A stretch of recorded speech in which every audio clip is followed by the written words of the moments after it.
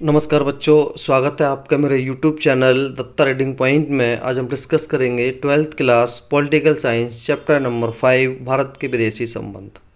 इसके MCQ question, बड़े question और 4 नंबर 6 नंबर वाले क्वेश्चन मैप हम बाद में करेंगे। चलिए शुरू करते हैं। भारतीय संविधान का कौन सा अनुच्छेद अंतर्राष्ट्रीय शांति और सुरक्षा को बढ़ावा देने के लिए राज्य के कुछ नीति निर्देशक तत्वों को निर्धारित करता है? तो इसका सही आंसर हो जाएगा ऑप्शन नंबर बी, अनुच्छेद 51। भारत के परमाणु कार्यक्रम की शुरुआत के निर्देशन में हुई। तो यहाँ आप देखेंगे आपके पास जो ऑप्शन होगा वो होगा आपका option number D, Homi Jahangir Bhabha. Tashkent समझौता निम्न में से किन दो देशों के मध्य हुआ था? तो ताशकंद समझौता हुआ वो ऑप्शन नंबर ए, पाकिस्तान और भारत के बीच में हुआ। किस राज्य को नैफा कहा जाता है? तो ये कहा जाता है अरुणाचल प्रदेश को। रिक्त स्थान की भरी है। गुट निरपेक्षता का अर्थ होता है, आप जानते हैं कि इसका अर्थ होता है किसी गुट में न शामिल होना या न जुड़ना। यहाँ पर कथन दिया गया है, भारत ने महाशक्तियों पर व्यापक परमाणु निरस्त्रीकरण पर जोर दिया, लेकिन फिर भी भारत ने NPT के अनिश्चितकालीन विस्तार का विरोध किया और CTBT पर हस्ताक्षर करने से इनकार कर दिया। ये संधियाँ विशेष रूप से गैर परमाणु शक्तियों पर लागू होती थीं और ये 5 शक्तियों के अधिकार पर बनी हुई हैं। तो इसका जो सही आंसर हो जाएगा वो हो जाएगा आपका ऑप्शन नंबर ये क्वेश्चन नंबर कौन सा है आपका? 6। क्वेश्चन नंबर 6 है, तो इसका आंसर आपका हो जाएगा ऑप्शन नंबर ए, यानी कि अभिकथन और कर दोनों सही हैं और सही व्याख्या करता है। क्वेश्चन नंबर 7 है, नीचे दिए गए फिर से वही है कि भारत ने इंडोनेशिया की आज़ादी के लिए भरपूर प्रयास किया। भारत औपनिवेशीकरण की प्रक्रिया का प्रबल समर्थक था और उसने पूरी तरह से नस्लवाद का, खासकर अफ्रीका में रंगभेद का विरोध किया।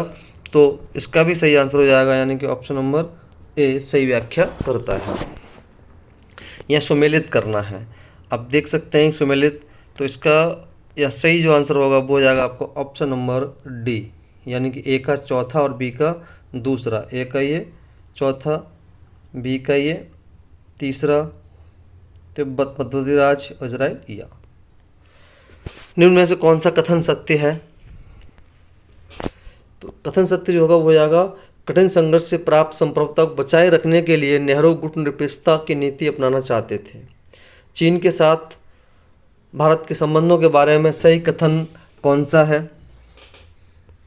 तो हो जाएगा ऑप्शन नंबर ए, भारतीय और चीनी नेताओं ने एक दूसरे के देश का दौरा किया और वहाँ की जनता ने मैत्रीपूर्ण तरीके से उसका स्वागत किया। निम्न में से कला अनुसार व्यवस्थित कीजिए। तो यहाँ पर ये है, तो यहाँ जो हो जाएगा, नीचे ऑप्शन दिए गए यहाँ पे, तो इसका सही जो आंसर हो जाएगा वो हो जाएगा आपका ऑप्शन नंबर बी। आप इसको यहाँ जाके देख सकते हैं। अब निम्न में से कौन सा भारतीय विदेशी नीति का उद्देश्य है? तो यहाँ जो है वो है अपने हितों की रक्षा करना। अब हमारे पास आते हैं कुछ टर्म है कुछ। चीन में कम्युनिस्ट सरकार की स्थापना हुई 1949 में। 1946, 77, 64 तक जिस नेता ने भारत की विदेश नीति का रचना क्रियान्वयन किया वो है प्रधानमंत्री विदेश मंत्री जवाहरलाल नेहरू। नाटो उत्तर अटलांटिक संधि संगठन, यह एक सैन्य गुट है जिसका मुखिया संयुक्त राज्य अमेरिका है। वार्सा पैक्ट समझौता, नाटो के जवाब में सोवियत संघ द्वारा संगठित सैन्य संगठन जिसे पूर्वी यूरोपीय समाजवादी संगठन कहते हैं। सुएज नहर क्या है? सुएज नहर जो है मिस्र के अधीन आक्रमण 1956 में ब्रिटेन पर आक्रमण किया था। प्रथम अफ्रो एशियाई सम्मेलन इंडोनेशिया के शहर बांडुंग में हुआ 1955 में। गुट निरपेक्षता का सम्मेलन 1961 बेलग्रेड यूगोस्लाविया में हुआ। राष्ट्र की शक्ति के 3 साधन: संसाधन, प्राकृतिक संपदा, पूंजी, धन और जनशक्ति की योग्यता। ये कुछ टर्म हैं जो आपको याद करने हैं। पंचशील की घोषणा, यह घोषणा भारत के प्रधानमंत्री जवाहरलाल नेहरू और चीन के प्रमुख चाउ एन लाई ने संयुक्त रूप से 29 अप्रैल 1954 को की। भारत पर चीन का आक्रमण 1962 में हुआ। चीनी राष्ट्राध्यक्ष चाउ एन लाई का भारत दौरा 1956 में हुआ। दलाई लामा तिब्बत के धार्मिक नेता, भारत दलाई लामा द्वारा शरण ली गई 1959 में। भारत में तिब्बती शरणार्थियों को 2 बड़ी बस्तियां दिल्ली और हिमाचल का धर्मशाला दिया गया। भारत के वे दो राजनीतिक दल जो तिब्बत की आज़ादी का समर्थन करते थे, सोशलिस्ट पार्टी और भारतीय जनसंघ। भारत और चीन युद्ध 1962 के दौरान नेहरू के हृदय को भावुक कर देने वाला लता द्वारा गाया गीत था। 1962 के युद्ध में गाया गया था, ए मेरे वतन के लोगों जरा आँख में भर लो पानी। चीन द्वारा परमाणु परीक्षण 1964, अरब इजराइल युद्ध 1973। अब कुछ क्वेश्चन हम देख लेते हैं। विदेशी संबंध के विषय में संविधान निर्माताओं ने राज्य के नीति निर्दिष्ट सिद्धांतों के अंतर्गत अनुच्छेद 51 में क्या कहा? कहीं से दो राज्य नीति बताइए। यानी कि सारे क्वेश्चन हैं ये वाले, सबका आंसर एक ही होगा। विदेशी नीति से संबंधित किन्हीं दो सिद्धांत बताइए, अथवा किन्हीं दो राज्य की नीति निर्देशक सिद्धांतों का उल्लेख कीजिए, या फिर हम कह सकते हैं कि भारतीय संविधान में दिए गए विदेशी नीति संबंधी किन्हीं दो राज्य नीति निर्देशक सिद्धांतों की व्याख्या कीजिए। चलो कर लेते हैं। भारतीय संविधान अनुच्छेद 51 में अंतर्राष्ट्रीय शांति सुरक्षा को बढ़ावा देने के लिए ये बात की गई है। पहला है अंतर्राष्ट्रीय शांति और सुरक्षा की अभिवृद्धि करना। दूसरा है राष्ट्रों के बीच न्याय संगत और सम्मानपूर्ण संबंधों का बनाए रखना।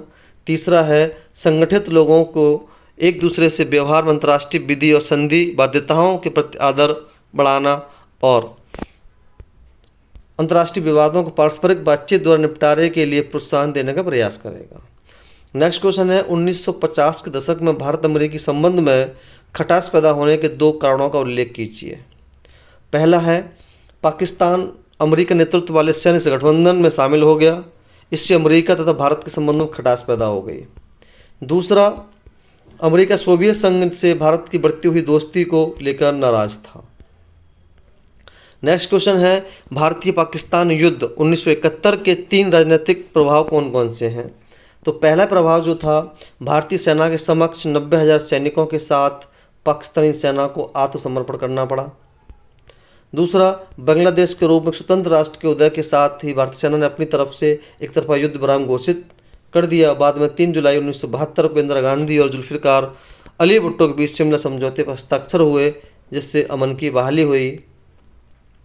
नेक्स्ट है भारत की नियोजन विकास की रणनीति विदेशी क्षेत्र के जुड़े कौन से दो बुरे प्रभाव पड़े हैं? तो पहला था कि भारत की नियोजन विकास रणनीति में आयात कम करने तथा संसाधन आधार तैयार करने पर जोर दिया गया, जिसके फलस्वरूप निर्यात के मामले में प्रगति बड़ी ही सीमित रही। दूसरा, बाहरी दुनिया से भारत का आर्थिक लेन देन बड़ा सीमित रहा। नेक्स्ट क्वेश्चन है प्रथम अफ्रो एशियाई एकता सम्मेलन कहाँ और कब हुआ, विशेषताएं बताइए। क्वेश्चन कई बार पूछा गया है। प्रथम अफ्रो एशिया सम्मेलन जो हुआ वो इंडोनेशिया के एक बड़े बांडुंग शहर में 1955 में हुआ। इसकी विशेषताएं थीं, इस सम्मेलन में गुट निरपेक्ष आंदोलन की नींव पड़ी। इस सम्मेलन में भाग लेने वाले देशों ने इंडोनेशिया में नस्लवाद और दक्षिण अफ्रीका में रंगभेद नीति का विरोध किया। नेक्स्ट क्वेश्चन है भारतीय विदेशी नीति के किन्हीं दो सिद्धांत का बताइए। पहला सिद्धांत हमारा गुट निरपेक्षता, दूसरा निःशस्त्रीकरण, तीसरा पंचशील, और चौथा है अंतर्राष्ट्रीय संगठन जैसे संयुक्त राष्ट्र संघ की पूर्ण निष्ठा के साथ सहयोग देना, और पांचवा है अंतर्राष्ट्रीय सामान्य समस्याओं के साधन के लिए अपने राष्ट्र हितों को ध्यान में रखते हुए पूर्ण सहयोग देना। नेक्स्ट है अपने पड़ोसी देशों के साथ विशेष अच्छे संबंध बनाए रखने के साथ विश्व की सभी प्रमुख शक्तियों से भी अच्छे संबंध बनाए रखना, ये होता है। नेक्स्ट है भारत की विदेशी नीति के प्रमुख लक्ष्यों का उद्देश्य बताइए। प्रत्येक राष्ट्र की विदेशी नीति का उद्देश्य राष्ट्रीय हितों की पूर्ति करना होता है। कोई भी देश हो चाहता है कि उसके राष्ट्र की पूर्ति हो। भारत की विदेशी नीति का प्रमुख लक्ष्य एवं उद्देश्य यही है कि हितों की पूर्ति और विकास करना, जैसे अंतर्राष्ट्रीय शांति सुरक्षा का समर्थन करना, आपसी मतभेदों को शांतिपूर्ण समाधान करना, विश्वव्यापी तनाव दूर करके परस्पर समझौते को बढ़ावा देना और गुटबाजी का विरोध करना। नेक्स्ट संबंध बताया कि शस्त्रों की होड़, विशेष रूप से आणविक शस्त्रों की होड़ का विरोध करना और व्यापक निःशस्त्रीकरण समर्थन करना, राष्ट्रीय सुरक्षा को बढ़ावा देना ताकि राष्ट्र की स्वतंत्रता एवं अखंडता का हर प्रकार से खतरे को रोका जा सके, साम्राज्यवाद, उपनिवेशवाद, नस्लवाद, पृथकतावाद, सैन्यवाद का विरोध करना, आंदोलन, स्वतंत्रता आंदोलनों, लोकतांत्रिक संघर्षों, आत्मनिर्धारण के संघर्ष का समर्थन करना, शांतिपूर्ण सह अस्तित्व तथा पंचशील के आदर्शों को बढ़ावा देना, विश्व के सभी राष्ट्रों विशेष तौर से पड़ोसी राष्ट्रों के साथ मैत्रीपूर्ण संबंध बनाए रखना, ये उसकी नीतियाँ थीं। भारत ने गुटनिरपेक्षता की नीति क्यों अपनाई? क्वेश्चन कई बार पूछा जाता है। 15 अगस्त 1947 को देश आज़ाद हुआ। आज़ादी के बाद गुटनिरपेक्षता की नीति अपनाया। भारत द्वारा इस नीति को अपनाने के मुख्य कारण थे। पहला था कि भारत ने अपने गुट संघर्ष में सम्मिलित करने की अपेक्षा देश की आर्थिक, सामाजिक एवं राजनीतिक प्रगति की ओर ध्यान देने में अधिक लाभ समझा, क्योंकि हमारे सामने अपनी प्रगति अधिक आवश्यक थी। दूसरा, सरकार द्वारा किसी भी गुट के साथ मिलने से यहाँ की जनता में विभाजनकारी प्रवृत्ति उत्पन्न होने का भय था, उससे राष्ट्रीय एकता को धक्का लगता। किसी भी गुट के साथ मिलने और पिछलग्गू बनने से राष्ट्र स्वतंत्रता का अंश अवश्य प्रभावित होता, और भारत स्वयं एक महान देश है और इसे अपने क्षेत्र में अपनी स्थिति को महत्वपूर्ण बनाने के लिए किसी बाहरी शक्ति की आवश्यकता नहीं थी। अब आता है भारत ने CTBT और NPT पर हस्ताक्षर क्यों नहीं किए? ये क्वेश्चन 2023 में CBSE में आया हुआ था। ये संधियाँ परमाणु हथियार संपन्न देशों के पक्ष में पक्षपाती थीं। इनसे परमाणु समानता और सुरक्षा की गारंटी नहीं मिलती। भारत का मानना था कि इन संधियों में निष्पक्षता और सार्वभौमिकता का अभाव रहता है। तिब्बती शरणार्थियों को बसाने में भारत द्वारा निभाई गई भूमिका का विश्लेषण कीजिए। 1959 में दलाई लामा और हजारों तिब्बती भारत में शरण लेकर के आए। भारत ने उन्हें मानव दृष्टि से शरण दी और तिब्बती बस्ती स्थापित की। हिमाचल प्रदेश, उत्तराखंड और दिल्ली में भी ऐसे देखने को मिलता है। भारत ने उन्हें शिक्षा, संस्कृति, धर्म की स्वतंत्रता भी दी। 1950 के दशक के दौरान भारत अमेरिका संबंधों में खटास के 2 कारण बताइए। अभी क्वेश्चन बीच में आया था कि अमेरिका ने पाकिस्तान को सैन्य आर्थिक संकट सहायता दी और भारत ने गुटनिरपेक्षता नीति और अमेरिका को सैन्य अपनाया, और कहीं ना कहीं उसे लग रहा था कि रूस के साथ इसके संबंध बढ़ते चले जा रहे हैं। 1950 चाहिए भी हो गया। भारत की गुटनिरपेक्षता नीति के विश्लेषण कीजिए। गुटनिरपेक्षता का अर्थ होता है किसी शक्ति गुट का पक्ष न लेना, या जैसे 2 शक्तियां थी, अमेरिका और सोवियत संघ, किसी के साथ शामिल न होना गुटनिरपेक्षता कहलाती है। भारत ने स्वतंत्र विदेश नीति अपनाकर विश्व शांति, सहयोग और विकास का समर्थन किया। इससे भारत को विकासशील देशों में नेतृत्व करने को मिला। नेक्स्ट है, भारत ने दोनों शक्तियों गुटों से दूरी बनाए रखी क्यों? भारत अपनी स्वतंत्रता विदेशी नीति बनाए रखना चाहता था। भारत विश्व शांति और औपनिवेशिकता के अंत का समर्थक था, और भारत के दोनों गुटों से आर्थिक सहायता लेनी थी, इसलिए तटस्थ जरूरी था। नेक्स्ट है, भारत विदेश नीति की भूमिका पार्टी की राजनीतिक में बड़ी सीमित रही है। इस कथन का उल्लेख कीजिए। भारत की विदेशी नीति हमेशा राष्ट्रीय हितों पर आधारित रही है, न कि किसी पार्टी के विचारों पर। सभी दलों ने गुटनिरपेक्षता और विश्व शांति को स्वीकार किया। विदेशी नीति में निरंतरता और स्थिरता रही, चाहे कोई भी पार्टी सत्ता में रही हो। 1971 में पूर्वी पाकिस्तान, जो आज बांग्लादेश है, लोकतांत्रिक संघर्ष को किसने समर्थन दिया? भारत ने बांग्लादेश के स्वतंत्रता संग्राम का समर्थन किया। भारत ने शरणार्थियों को आश्रय दिया और लगभग 1 करोड़ लोग थे, लगभग 90,000 के आसपास 1 करोड़ लोग थे। भारत ने दिसंबर 1971 में पाकिस्तान के विरुद्ध युद्ध लड़ा और बांग्लादेश को स्वतंत्रता सुनिश्चित की। 1971 के भारत पाकिस्तान युद्ध के समय भारत ने गुटनिरपेक्षता की नीति का त्याग कर दिया। इस कथन का आलोचनात्मक विश्लेषण कीजिए। कई बार ऐसा होता है, कहा गया कि भाई ये किसी गुट में नहीं है, लेकिन यहाँ उसकी आलोचना होती है क्योंकि वो सहायता लेता है। 1971 में भारत ने सोवियत संघ से मैत्री संधि की ताकि युद्ध की स्थिति को सुरक्षा सुनिश्चित की जाए। यद्यपि अस्थायी असहयोग था, परंतु भारत ने अस्थायी रूप से किसी गुट को शामिल नहीं हुआ। अंत में भारत ने गुटनिरपेक्षता का पूर्ण त्याग नहीं किया, बल्कि अपने राष्ट्रीय हित की रक्षा हेतु व्यवहारिक नीति को अपनाया। नेक्स्ट है 1962, 1965, 1971 के युद्धों का भारत पर क्या प्रभाव पड़ा? 1962 का चीन युद्ध, भारत की सीमाओं पर सुरक्षा का प्रश्न गंभीर हुआ। सेना के आधुनिकीकरण की आवश्यकता महसूस हुई।